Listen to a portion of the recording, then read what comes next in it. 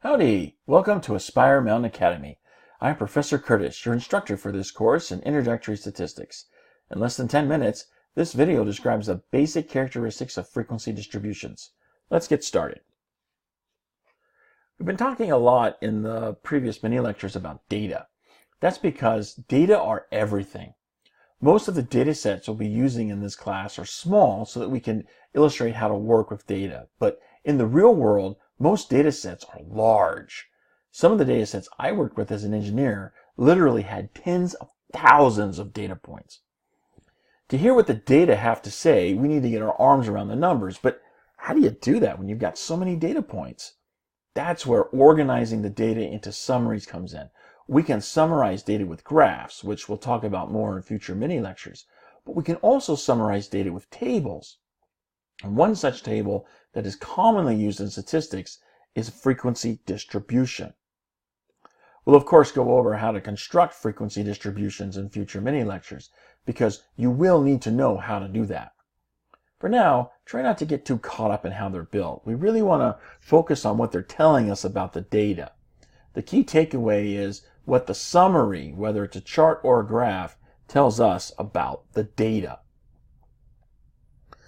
First of all, let's actually define a frequency distribution. Frequency distributions are also called frequency tables, but either way, they show us how a data set is partitioned among all of several categories, or what's called classes. So you list the categories, and then for each category, you list the number of times a data value from that category appears in the data set. This number of times is called frequency, hence the name frequency distribution. Now, you can display frequency distributions in a graphical format, or you could display them in a tabular format. Both communicate the same basic information, but the graphical format has at least one advantage over the tabular format. If you connect the tops of the bars in the graphical format, you can see what's called the shape of the distribution. What shape gets formed can tell you a lot about the data in the distribution that produced it. We'll talk more about that in a future mini lecture. For now, let's learn about some of the set characteristics that all frequency distributions share. I'm going to use the table here to illustrate what those are because it's easier to illustrate them with the table. Okay, the first characteristic we want to look at, the lower class limits. These are the smallest numbers that can belong to any of the different classes or categories. So if you look at the categories, the number that is listed first in each category is your lower class limit. Notice the first category has no lower class limit because of the way it has been defined. It goes out to negative infinity. Next, we have upper class limits.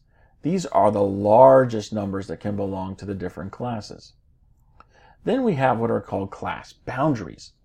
These are the numbers used to separate classes, but without the gaps created by class limits. Notice that the upper class limit for one class is not the lower class limit for the next higher class. This is the convention that is used, and it creates a gap between each of the classes. So there's a gap between 8 and 9, and between 9 and 10, and so on. The class boundaries are the numbers used to separate the different classes, and they're halfway in between adjacent upper and lower class limits. So, for example, what determines whether a number belongs in the 8 to 8.9 class or the 9 to 9.9 class? Well, if you consider how rounding works, and you see you've got your class limits out to 1 decimal place, then you want your class boundary to go out to 2 decimal places.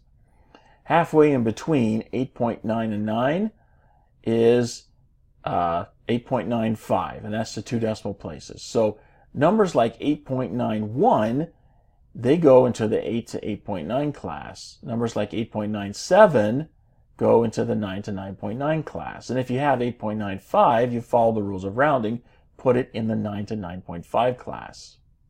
Okay. Now, next we have class midpoints. These are the values in the center of each class.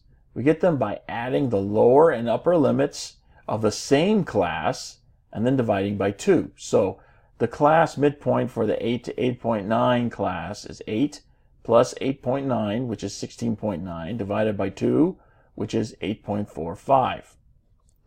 Finally, we have class width. The class width is the difference between two adjacent lower class limits or two adjacent upper class limits.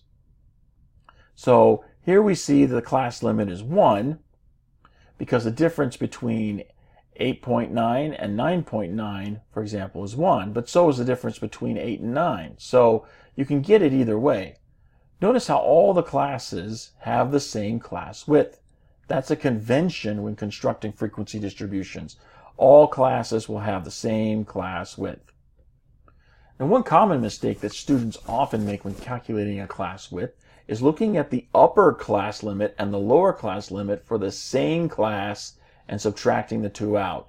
Both numbers must be the same type. So 2 upper class limits or 2 lower class limits for adjacent classes. Never use the class limits for the same class to calculate class width.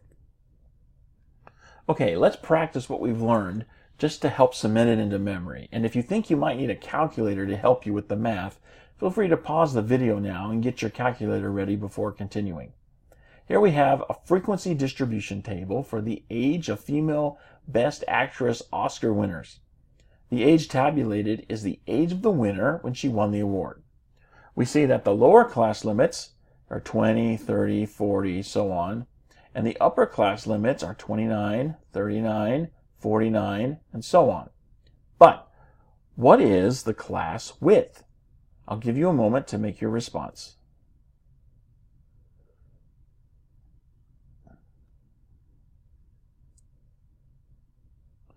Well, the class width is 10. Remember, to get the class width, you take either 2 lower class limits or from adjacent classes or 2 upper class limits from adjacent classes. So here you could take 40 minus 30 or 39 minus 29. Either way, you're going to get 10. Okay? Now, what are the class midpoints?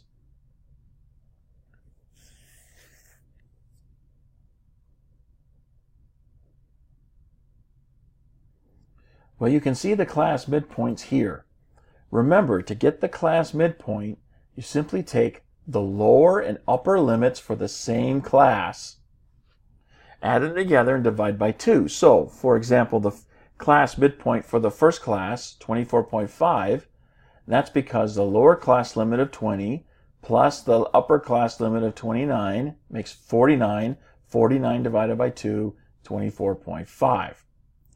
Now, what are the class boundaries?